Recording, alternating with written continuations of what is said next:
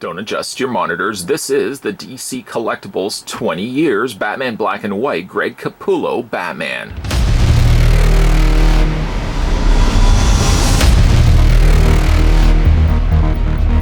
Sculpted by Jonathan Matthews from the vision of masterclass artist Greg Capullo comes this 6 3/4 inch Batman Black and White action figure based on Capullo's art from the acclaimed Batman Death of the Family storyline.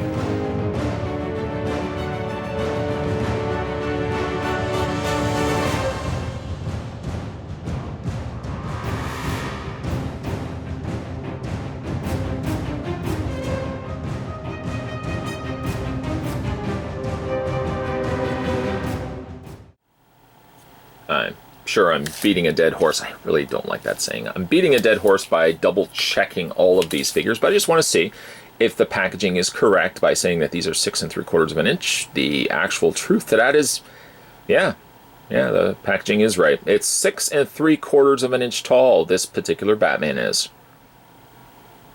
Though the Greg Capullo Batman doesn't come with any accessories, he does come with the same monochrome display base, which features the white bat emblem on one side, the black on the other, and then the alternating colors behind. These are an absolute nightmare. Let me explain further, for anybody that was wondering. These are very susceptible to scraping. I'll show you what I'm talking about in a second, but we'll go ahead and get Batman on the display base. There we go. Unfortunately, the Greg Capullo Batman here has extremely, I can't stress this enough, extremely loose joints in his ankles, but we'll talk about that in a second. Before we do that, however, we're going to bring in the other Batmans. We'll actually move Greg Capullo's over a little bit. Here is the Jim Lee Batman that we just finished having a look at, and previously to that, here is the Bob Kane Batman. All three Batmans, all three of the same display base, all looking pretty snazzy, I have to admit.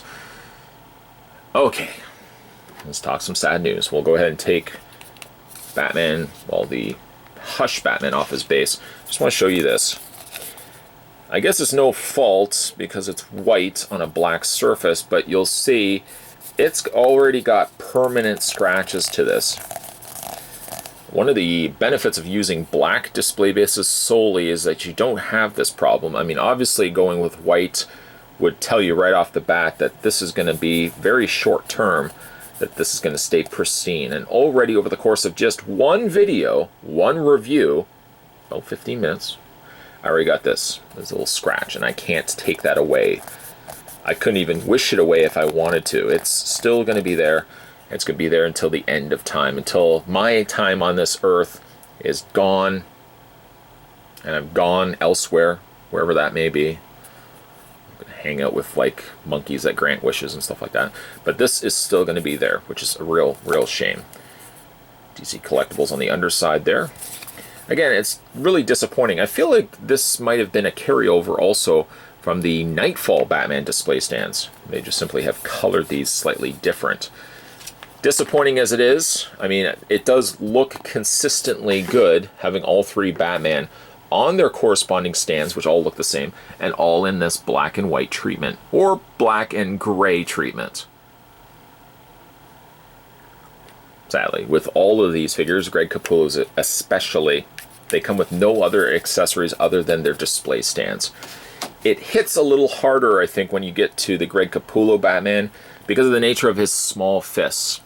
In fact, this hand here looks like it'd be fitting for a, I don't know, a Batarang. Sadly, he doesn't come with it.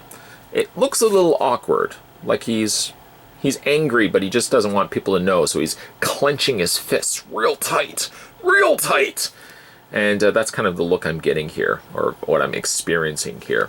I want to talk about this for a quick second. I'll talk about this again when we have a look at its posability, but yeah, look at these poor ankles. These ankles aren't going to hold up at all. And ultimately, already I've noticed, putting him on the display base, he wants to topple over because, well, the ankles are just really loose.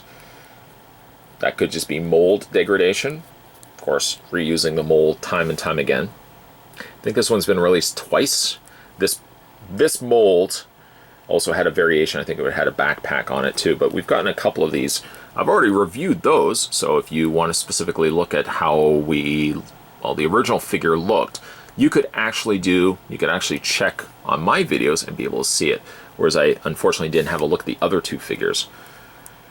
This would be also prime time for me to bring in, which I actually don't have. I don't know where I put it. The Greg Capullo Batman that we had a look at before. But it's essentially the exact same mold.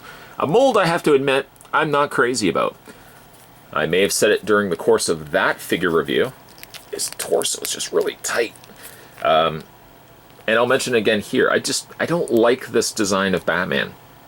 For starters, he's armored, which would not normally be a big deal breaker for me. But he just looks very balloony. Not baloney, balloony. His arms feel very swollen. Like everything on him looks very overly thick. Which only then adds to why his hands look incredibly small. His face has just this banana. It's just this banana-shaped, go banana! This banana-shaped mouth. It's silly, and I don't know. Normally I'm pretty forgiving when it comes to Batman designs, but this particular design of Batman, no matter how good the story was for the death of the family, I just don't really like this design of Batman. Or at the very least, it looked better in the comics than I think translated here to plastic. Far be it for this reviewer to give us such a biased opinion, because I know some people may like this particular design, but I think Greg Capullo's is one of those artists which I don't think his works translate well to plastic. Whatever I feel about the original source material, I feel never delivers well when it comes to figure form. It just seems, this particular design at least, seems just to disappoint. One thing I'm not super crazy about is the fanned out nature of his cape. Never liked it then, never like it now. It looks like it should be a serving tray where you would put like skewers of meat in between each of the peaks of his cape. It's of a softer rubber variety, but I really don't like how it fans out. Like it looks like somebody's hairstyle, or it looks like a seashell. We'll just tip it up. It looks like a slight seashell. The face sculpt is passable if you like this design. I'm not super crazy about it. Everything on this particular Batman is very angular. It's right down to the eyebrow area, where the furrowed brow. There's a lot of additional lines there, which at face value does seem really good. So I'm going to try my best not to have my bias opinion skewer this figure review, because ultimately, if you don't like this figure design, you're probably not going to pick up this figure. But let's talk the merits of this figure above and beyond for the fact he does have slightly loose ankles. The paint on him is generally pretty clean. In fact, I could say he is one of the cleanest, if not the cleanest, of the three figures that we've had a look at. Whatever my opinions are about the design of the character, I think it works well with the gray scheme. The cape normally would have been an issue for me because, well, of the shinier plastic that they go with, but it works well with Capullo's Batman. I think then it works better with the Jim Lee Batman. A lot of him, like I said, is made up of all additional panel lining, so he's got a lot of that happening here. And though they did not draw in and fill in those little lines, the notation of it, at least sculpt-wise, he's got that. Very armored up gloves. Like I said, he's not a Batman who just literally puts on a shirt and goes out. There's definitely a lot more involved, I think, putting on this particular Batsuit. A lot of additional lines and panels. Little unnecessary lines, if you ask me. Like, it's just like, why is that there? Why is that there? I mean, that's to the credit or discredit, if you will, of Greg Capullo. That's just, DC Collectibles translating that to plastic form. Posability on this guy, his head rotates all the way around. Got the hinge happening back and forth and teetering left and right. It's actually the only Batman of the three that I'm aware of that was not under the banner of DC Direct. This is actually legitimately DC Collectibles by this point. So with that comes also the virtue of having additional posability that those other figures didn't have. So resuming where we left off, like I said, his head rotates all the way around, hinge up and down, slight head rocking back and forth. His shoulders hinge out. You can rotate them all the way around. He has a swivel on the bicep. He has a bend at the elbow. He has a rotation actually in the gauntlet area as well. And you can also rotate the hands. which also allows the hands to hinge back and forth. See, there's a little hinge right there that lets you do this, that lets you do this, and this again. He has an ab crunch. There we go. It's just really stiff. An ab crunch that allows the figure to hinge back and forth. You can also swivel back and forth on the waist. Legs split out. Not really a whole lot, though. That's about as far as you're going to get there. Back and forth on the legs. Top swivel cut on the thigh. Double hinge on the knee. And he does have what I think was the initial figure. There we go. Has a swivel on the boot. And a very sloppy... Oh, the state of this. The state of affairs here. This hinges back and forth. You can rotate the ankle all the way around. Or the foot all the way around. And he also has a slight ankle rocker. But all of that can be chalked up to a figure that ultimately, when you do display him, if you go the route of picking this figure up, you're going to get a figure that is extremely loose out of the packaging. Mileage may vary, and your figure may not be as loose as mine, but I do have to mention on my particular figure, the ankles are almost to the point of being unstandable. Unstandable. He's making up words. So we'll go ahead and put him on his display base. Let's see if we fare a little bit better. Yeah, he is still going to be teetering and tottering. Making up words again. But at the very least, yeah, okay. He stands on the display stand. Yay!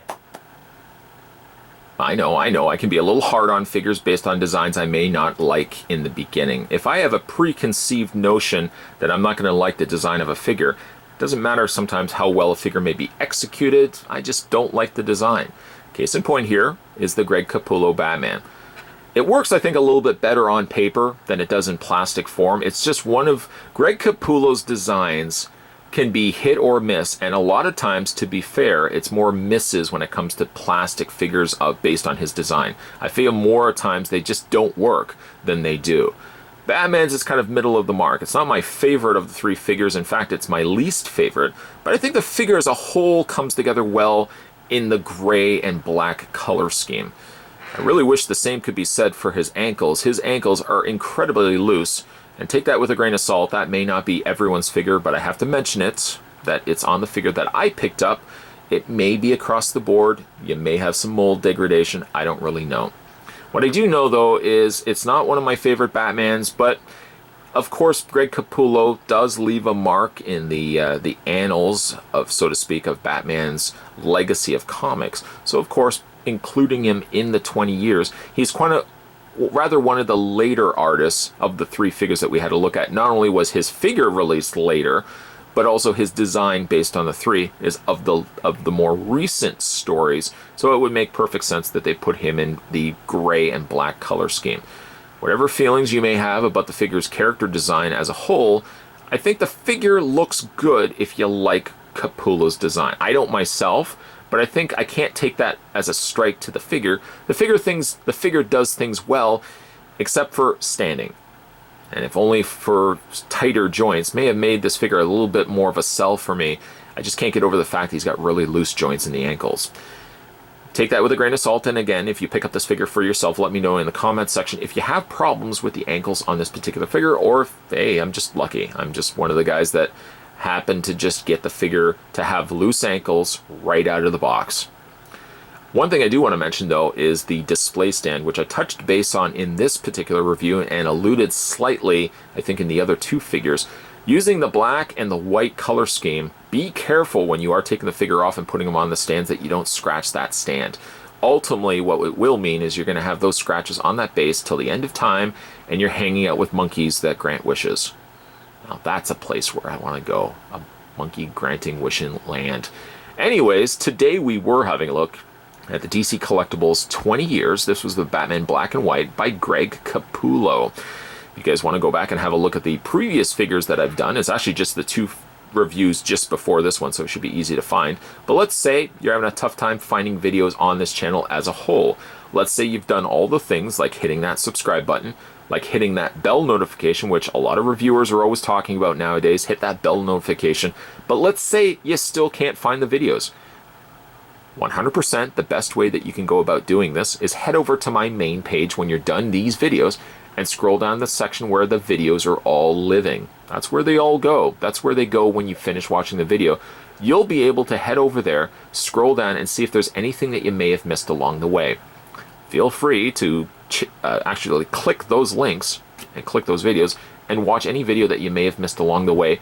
Always welcoming new comments on older videos, guys. More videos will be coming your way, so stay tuned for those. As always, thanks for watching. I'll see you next time.